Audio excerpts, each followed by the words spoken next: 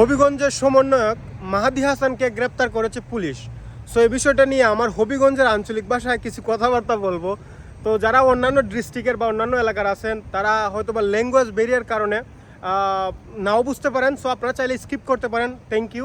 Otherwise যারা হবিগঞ্জের আছেন তারা ভিডিওটা কন্টিনিউ করতে পারেন যদি ইন্টারেস্টেড থাকেন। তো বিষয়টা হচ্ছে কি, এই যে সমন্বয়ক মাহাদি হাসান, এই পোলাটার কিন্তু ভাই অনেক সাহস আছে। সে 2018 সাল না কত সাল থেকে জানি দেখতাম যে শেখ হাসিনার বিরুদ্ধে অনেক কথাবার্তা বলতো, যে সময়ে কারো চেতনার দণ্ড কখনো দাঁড়াইতো না। এই পোলাটার আসলে সাহস আছে। যাই হোক, তো আজকের বিষয়টা হচ্ছে ও আসলে এমন একটা মানুষ, ও মাঝে মধ্যে এমন কথা বলে যে কারণে মানুষ ওকে জানি না কেন জানি ওর পেছনে এরকমভাবে লাগে থাকে। যেমন কয়েকদিন আগে আপনারা শুনছিলেন বানিয়াচংয়ে থানার বিষয়ে বলছিল যে আমরা বানিয়াচং থানা জ্বালাই দিছি, পুরাই দিছি।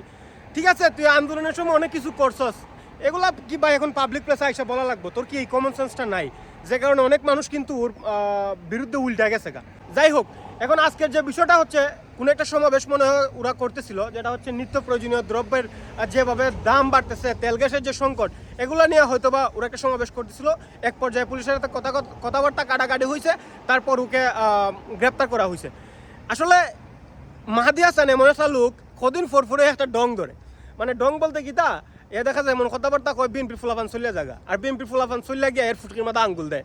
তো একটা মজার বিষয় হচ্ছে কিতা, কয়েকদিন আগেও দেখলাম বিএনপি ফুলাফান ওরা দাওয়া করছে, আর এইটা কিতা করছে, ভিডিও করছে, সোশ্যাল মিডিয়াতে ছাড়ছে। যাই হোক, এটা মোটামুটি দেশের বিভিন্ন অঞ্চলের মানুষ দেখছে। তো এখন আসলে আমি ওর যে শরীর বা ওর যে অবস্থা, বা উড়ে যদি গাল পাতার একটা দেওয়া হয় না, ও দেমাইতে ফিরে যাইব গা, এ মাটির থেকে উঠতে আবার যে একটা জিনিস হইতো, এরকম কিন্তু এর ক্যাপাসিটি বা এরকম কিন্তু একটা নাই। কিন্তু আমি জানি না তারপরে কেড়ে বিএনপির ভাই ব্রাদাররা এরা এইভাবে এর মধ্যে আঙ্গুল দেয়। ভাই একটা কথা আছে যে যেটা সিরতা পারতা না এটার মধ্যে হাত দিও না, বুঝছো নি? এখন আমার কথা হচ্ছে, এ যে এইভাবে একটা ডং ধরে তোমরাও এর পিছনে আঙ্গুল দেও, এটা তো আসলে ঠিক না। তো হে তো বিভিন্ন ইস্যু তুকাইবই। তারপরে এখন যে জিনিসটা হয়েছে সেটা হয়েছে, আমি জানি না এনসিপি ও যেহেতু একটা সমন্বয়ক, সো অবশ্যই এরা এজ এ সমন্বয়ক মানুষের শেল্টার দেওয়ার দরকার ছিল। কিন্তু এর কুস্তা হইলে দেখা যায় এনসিপি যে আছে তারাও কোনো ধরনের শেল্টার দেয় না, সরকার থেকেও কোনো ধরনের শেল্টার দেয় না, কোনো রাজনৈতিক দল থেকেও দেখা যায় এরা শেল্টার দেয় না। মানে এর সমস্যাটা কিন্তু আমি জানি না।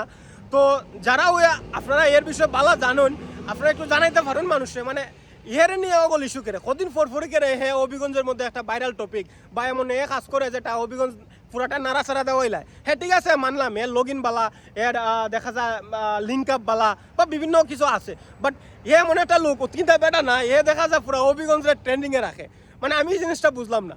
তো এটা হচ্ছে একটা প্রথম ইস্যু। আর দ্বিতীয় আরেকটা হয়েছে গিয়া, এর মানুষ শেল্টার দেয় না।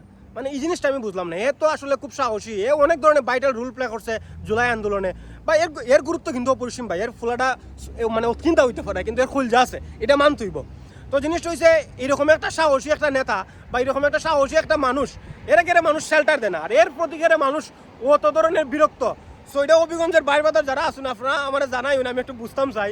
আচ্ছা কিন্তু হচ্ছে দেখুন, আমরার মধ্যে যে তৈরি না কেন, এখন এগুলা কিন্তু আর ইন্টারনাল থাকে না, এগুলো টাচ করে এখন দেখা যায় পপুলার হয়ে যায়, ট্রেন্ডিংয়ে আয় হয়।